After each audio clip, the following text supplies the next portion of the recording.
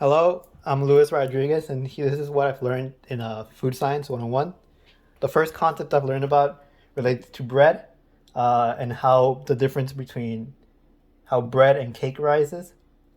Bread, bread yeast feeds off sugar to form carbon dioxide, which makes which makes it rise.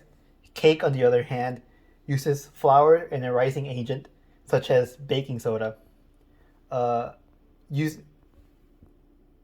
Using heat causes the bicarbonate in the baking soda to react with an acid, which causes carbon dioxide to form, making the bread rise. Another concept I learned about was the Malliard reaction, which I'll be using a cookie to represent it.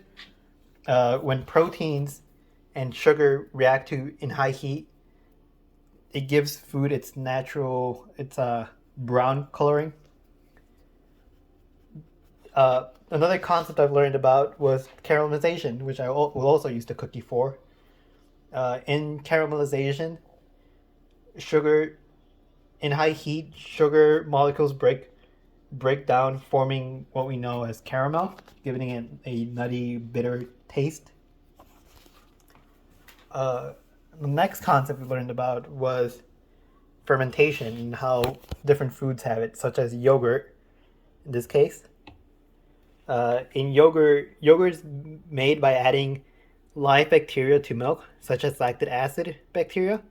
Even though it's bacteria, that doesn't mean they're bad. They're good. They're beneficial for you as this promotes gut health. And the last concept I've learned about involves the egg and how the color inside the egg is influenced by the chicken's diet and due to a compound called lutein. The color of the shell has nothing to do if a egg is healthy or whatnot. It's just the different species. Uh, so yes, has been the five different scientific concepts that relate to food. Hope you enjoyed.